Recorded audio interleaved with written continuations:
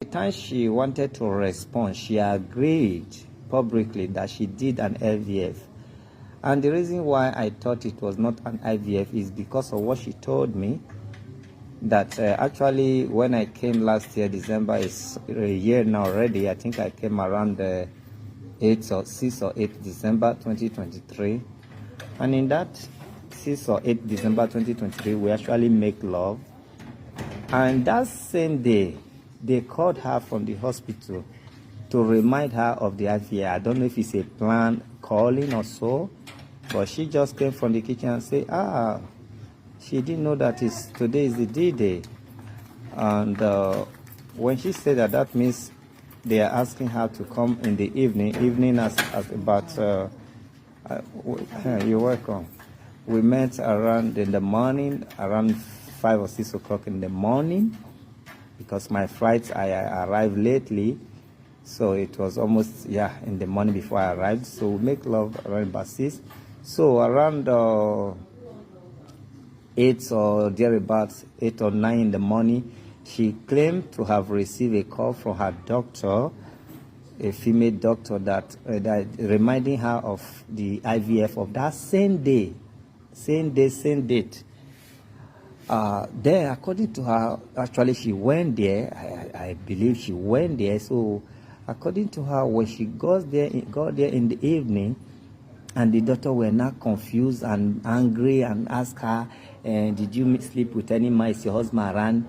He not say yes. They were not angry. If you know you are coming for IVF, why did you not go and sleep with your husband? So they now went ahead and performed something on her as if they did an IVF. And meanwhile, with my little knowledge as a tradomedical doctor, that very day, if I met with her, the egg must surely, something must surely close, whatever we close, except my sperm or whatever. So it's not possible for me to meet you that day and they will still perform IVF on you. IVF is just like using something to inject the sperm, which I've already done, according to my understanding. Then we begin to leave. But when things were playing out, I was asking her, I said, I'm not too sure, except it's possible they can infuse 2 babies after my own, another one. So when things were now unfolding, I was kind of worried. I told her, no, I'm not convinced. We need to go and do an DNA whenever this children is out. So a few days for the children to come out, let's say just a week to, according to the appointment they gave us, she now said, come on, there is a news, so there is good news, so hey, I said, what kind of good news? Because she always cry, you know. But that day she was very happy. Said, there is news I wanted to tell you yesterday. And I said to her, so you have good news you wanted to tell me yesterday, you keep it to today. I said, that means not a special. He said, no, I wanted to tell you yesterday. I said, well, he said one lady that is working with the doctor, whether not Bumi or whatever they call the doctor, the lady not working with her, he said the lady had just confessed to her that he so much love, he want to confess to it, but normally they are not supposed to say because they take oath of secrecy working with that woman in the hospital, that we are not the one that did IVF. It's not an IVF. You already took him before you came in there.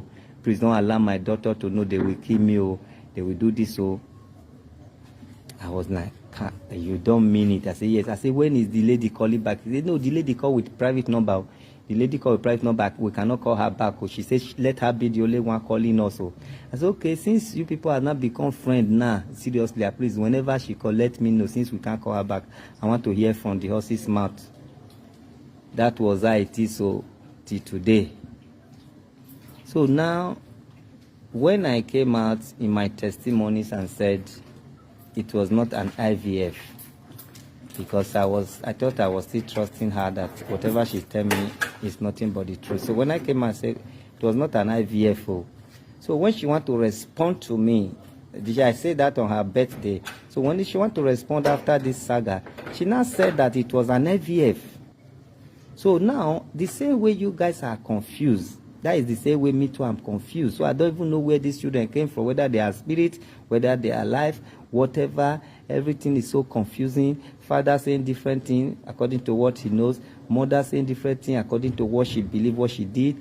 And the children doesn't look like me. That doesn't mean they will not be my children, but at least not looking like me at all. None of them. And so dark. So it's everything is only DNA or whatever they call it that can resolve this issue of IVF, issue of look like me or not look like me.